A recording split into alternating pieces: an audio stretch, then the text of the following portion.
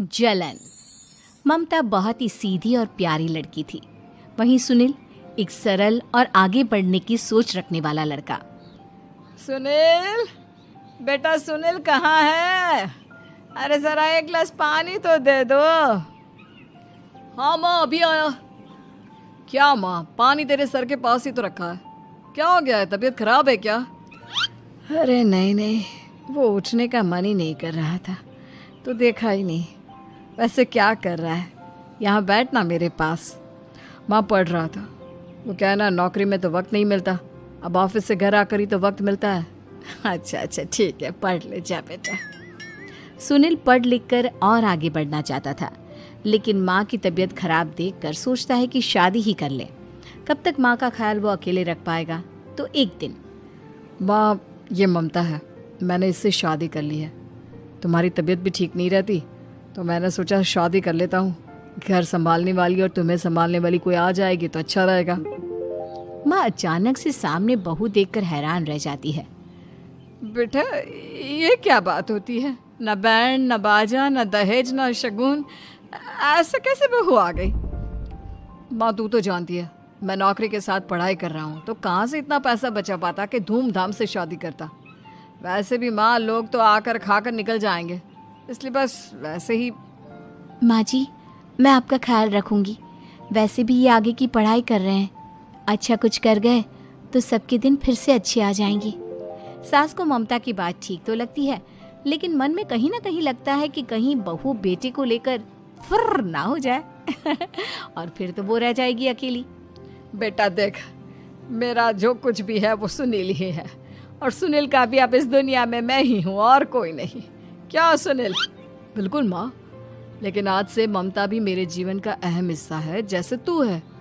सास को बड़ा बुरा लगता है कि उसकी सल्तनत में कोई और हिस्सेदार कैसे हो सकता है। कैसे कोई और उसके 30 साल के बेटे की जिंदगी में अचानक से आकर बराबर का हिस्सेदार बन सकता है। देख बहू, मैं भले थोड़ा बीमार रहती हूँ, लेकिन इसका मतलब यह नहीं कि घर की चीज़ों में मेरा कंट्रोल खत्म हो गया है। मैं आज भी इस घर की रानी हूँ, समझी? बेटा सोचता है कि ये माँ को अचानक से क्या हो गया। कल तक जो माँ कहती थी कि जिंदगी का कोई भरोसा नहीं, वो अचानक से जंग के मैदान की झांसी की रानी कैसे बन गई? माँ क्या हो गया है? सब ठीक है ना?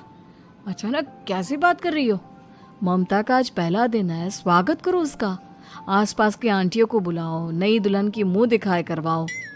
खैर, सास होने का फर्ज निभाती है और बाद में एक सहेली के साथ बाहर निकल जाती है।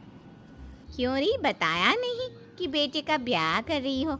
वैसे तो सारा दिन हम ही में घुसी रहती हो।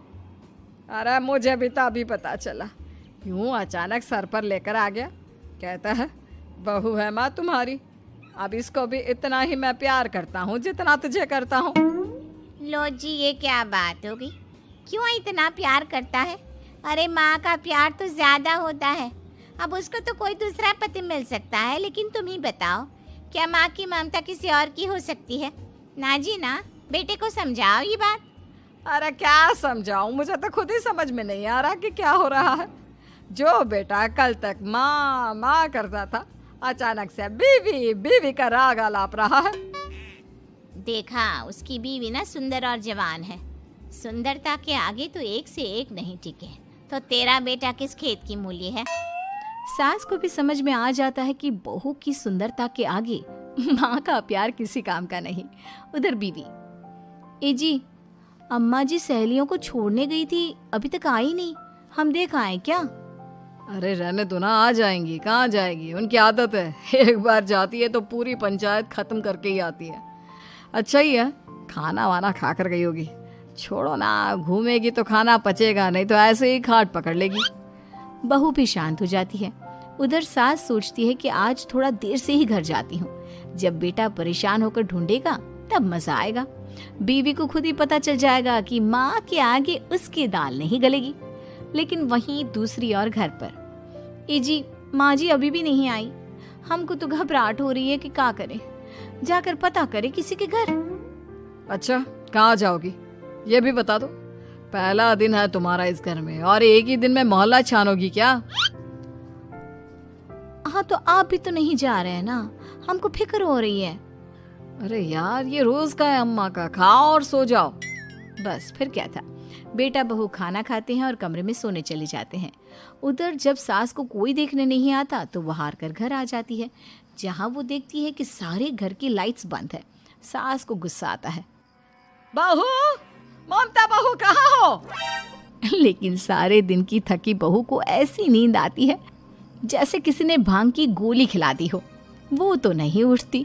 उठकर आ जाता है बेटा। अरे क्या बात है अम्मा, काहे चिल्ला रही हो? अरे सो जाओ ना, सुबह की थकी है बहू, वो सो रही है। जोर से बोलोगी तो नींद खुल जाएगी उसकी। माँ को गुस्सा आ जाता है। फिलहाल तो सो जाती है, लेकिन मन ही मन ढेर सारा जहर बहू के लिए भरा होता है। सुबह बहू चाय बना रही होती है कि सास धीरे से गैस तेज कर देती है, जिससे चाय का बर्तन जल जाता है।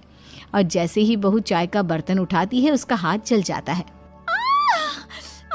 मेरा हाथ जल गया। वो जोर जोर से चिल्लाकर इधर उधर भागती है कि सास थोड़ी देर में उसके हाथ में पानी डाल देती है। हाय रे बहू, क्या कर रही हो? पहली बार रसोई छुई हो क्या? सासू माँ गलती से गैस तेज रह गई थी और बर्तन जल गया, जिससे मेरा हाथ जल गया। हाय रे, कितना गंदा दाग। छी छी छी छी, मुझे तो उल्टी आ रही है तेरा गला हुआ मांस देखकर। तू ना मुझे अभी साथ से खाना मत लगाना। बहू भी खुद का हाथ देखती है तो उसे भी रोना आ जाता है। कुछ दिनों के बाद सास की सहेली आती है, बहू चाय बनाकर लाती है। उसके जाने के बाद सहेली कहती है, बहू की सुंदरता ऐसी है कि कोई भी दीवाना हो जाए। वैसे तेरे बेटे का क्या हाल है? अरे वैसा ही है, बहू के पीछे लट्टू। क्या करूं, कुछ समझ में नहीं आ रहा। मैंने तो बहू के चेहरे पर दिवाली के पटाखे की चक्री फेंक दी, उसका पूरा चेहरा जल गया। अब देखो ना रही सुंदरता, और ना ही अब मेरा बेटा उसे पूछता है। अरे अब तो वो उसे छोड़कर दूसरी भी देखने को बोल गया है मुझे। बहू सारी बात सुन रही होती है। आंटी एक बात बताइए, क्या भरोसा है कि दूसरी सही आए और आपके अनुसार रहे? देखिए आंटी, मेरी सासू माँ को गलत बात सिखाने की जरूरत नहीं है। हमारा परिवार साथ में खुशी से रह रहा है। देख बहू, मेरी सहेली की बेइज्जती ना कर, वही अच्छा रहेगा तेरे लिए, समझी? बहू नहीं मानती है। वो बार बार उनकी सहेली को घर से निकल जाने को कहती है। तभी सास की सहेली पास के चूल्हे से लकड़ी लाकर बहू के चेहरे पर लगा देती है। बहू जोर जोर से रोने लगती है। अरे ये क्या कर दिया? मैंने कहा किया, ये तो तूने किया। तू ही नहीं चाहती थी कि बहू बेटे के साथ रहे, भला मैं क्यों करूंगी? मैं तो चली, निपटो अब। बहू रो रही होती है, दर्द से चिल्ला रही होती है, लेकिन सास उसे डॉक्टर के पास नहीं ले जाती। तभी पति आता है। क्या हो गया ममता? ये दाग कैसे लगा? तुम कैसे जली? ममता कुछ नहीं कहती, बस दर्द से करा रही होती है। पति माँ की तरफ देखता है। हो ना हो माँ, ये पक्का आपका काम है। आप ही ममता से जला करती थी ना। देखना माँ, अब पुलिस आएगी, केस बनेगा, लेकिन पहले मैं ममता को अस्पताल लेकर जा रहा हूँ। सभी अस्पताल जाते हैं, जहाँ डॉक्टर ममता की सास से कहते हैं, आपने तो नहीं जलाया ना बहू को? अब ममता की सास के तो पसीने छूट रहे होते हैं। वो घबरा कर कहती है, ना ना डॉक्टर साहब, कैसी बात करते हैं? हम क्या जलाएंगे अपनी बहू को? डॉक्टर ममता के पति से पूछते हैं। देखिए, क्योंकि ये ससुराल में जली है तो मामला पुलिस का बनता है, तो आप पहले पुलिस को बुलाइए, तभी इलाज पूरा होगा। सास डर जाती है कि अब तो बच्ची जिंदगी जेल में ही रहना होगा। रहने दीजिए ना, पुलिस को क्यों बुलाना? सारी हंसी खत्म हो जाएगी जब पुलिस के डंडे पड़ेंगे। बहू को जलाना भले ही बहुत आसान हो, लेकिन उसके बाद सारी जिंदगी जेल की हवा खाना। सास डर जाती है। पुलिस आती है। पास लेटी दर्द से करा रही ममता स्टेटमेंट देती है। तो क्या हुआ था? कैसे जली आप? ममता पास खड़ी सास को देखती है। बेटी बताओ, कैसे जल गई तुम? ओए, काका का किरण वाली शाहरुख, चुप, बिल्कुल चुप। सास चुप। सभी इंतजार करते हैं कि ममता क्या बोलेगी। जी मैं खाना बना रही थी, लकड़ी उड़कर मेरे ऊपर गिर गई और मैं जल गई। सास बहू की बात सुनकर रोने लगती है। देखा माँ, कितनी समझदार है ममता। ये चाहती तो, हाँ बेटा, ये चाहती तो मैं आज जेल में होती। मुझे माफ कर दे, मैं आगे से अभी कभी ऐसा नहीं करूंगी। बहू के साथ मिलकर रहूंगी, मुझे माफ कर दे।